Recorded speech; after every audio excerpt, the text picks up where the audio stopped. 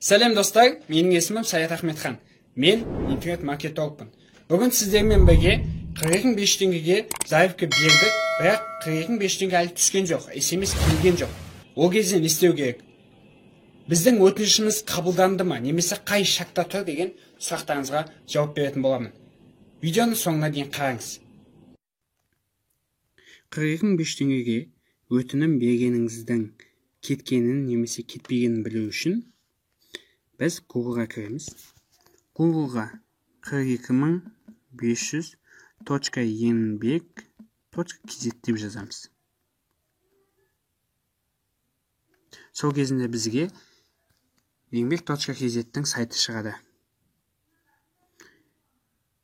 еңбек.kz-тің сайты шыққаннан кейін барып, біз төменгі жағына біртіндеп түсірсек, отправить заявку, проверить статус заявки деп батырма шығады.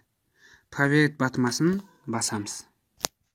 Проверить батырмасын басқаннан кейін барып, бізге введите ин номерді теруіміз керек, сосын удостоверениенің артыңғы жақтары өзіміздің номеріміз болады, сол номерді тереміз.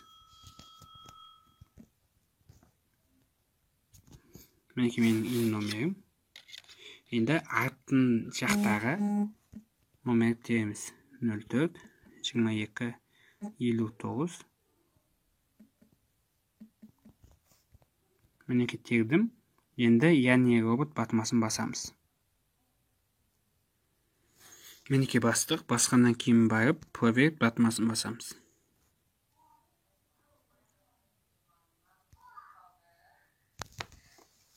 Проверить батырмасын басқаннан кейін барып, мінекей сізге полный ақпарат береді. Статус заявка. Меніңкі, қараңыз, меніңкі екі андай тұр екен. Екінші шақта тұр. Ал үшінші шаққа 12 сағаттан кейін өтеді екен.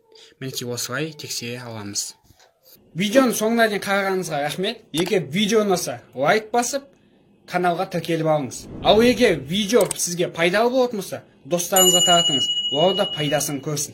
Менің есімім Саят Ахмет. Менімен болғандарыңызға рахмет. Жақсы, аман болыңыздар.